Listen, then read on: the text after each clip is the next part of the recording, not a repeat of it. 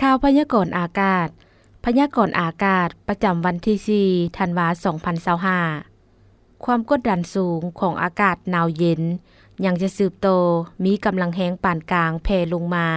ปกคลุมอยู่ทั่วทุกภาคของประเทศลาวสมทบกับกระแสลมตะวันออกเฉียงเหนือพัดปกคลุมซึ่งจะเฮ็ดให้อากาศยังสืบโตเย็นหาหนาวเย็นพร้อมมีหมอกบางปกคลุมอยู่ทั่วไปในตอนเช้าอยู่แต่ละภาคและหมอกหนาปกคลุมอยู่บางท้องถิ่นแขวงภาคเหนือและเขตภูเพียงบริเวณจะมีฝนตกในระดับคอยพร้อมลมพัดแรงอยู่บางท้องถิ่นแขวงภาคใต้พยากรณ์อากาศแต่เวลา 7 โมงของวันที่4หาเวลา 2 โมงของวันที่5ธันวาคม2025ภาคเหนือด้านตะวันออกแขวงพงสาลีหัวพันเสียงขวางอากาศหนาวเย็นหลายเพราะมีหมอกหนาปกคลุมอยู่ทั่วไปยังจะมีลมพัดแรงเป็นบางโอกาสอยู่บางท้องถิ่นอุณหภูมิในระหว่าง7-24องศาภาคเหนือด้านตะวันตกแขวงหลวงน้ำทาบ่อแก้วอุดมไซหลวงพระบางไซยะบุรีอากาศหนาวเย็นเพราะมีหมอกหนาปกคลุมอยู่ทั่วไป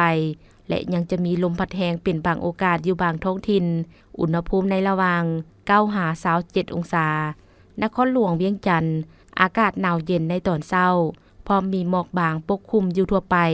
และยังจะมีลมพัดแรงเป็นบางโอกาสอยู่บางบริเวณอุณหภูมิในระหว่าง18-30องศาภาคกลางอากาศเย็นหาอากาศหนาวเย็นในตอนเช้าพร้อมมีหมอกบางปกคลุมอยู่ทั่วไปและยังจะมีลมพัดแรงเป็นบางโอกาสอยู่บางท้องถิ่นอุณหภูมิในระหว่าง17-32องศาแขวงไชสมบูรณ์อากาศหนาวเย็นพร้อมมีหมอกหนาปกคลุมในตอนเช้าและยังจะมีลมพัดแรงเป็นบางโอกาสอุณหภูมิในระหว่าง9-27องศาภาคใต้อากาศเย็นหาหนาวเย็นในตอนเช้าพร้อมมีหมอกบางปกคลุมอยู่ทั่วไปและยังจะมีฝนตกในระดับคอยพร้อมลมพัดแรงอยู่บางท้องถิ่นอุณหภูมิในระหว่าง18-32องศาสำหรับเขตภูเพียงบริเวณอากาศหนาวเย็นหลาย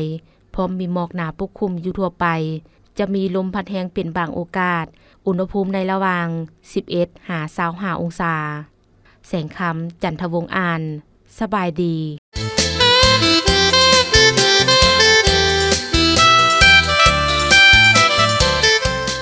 สมเสย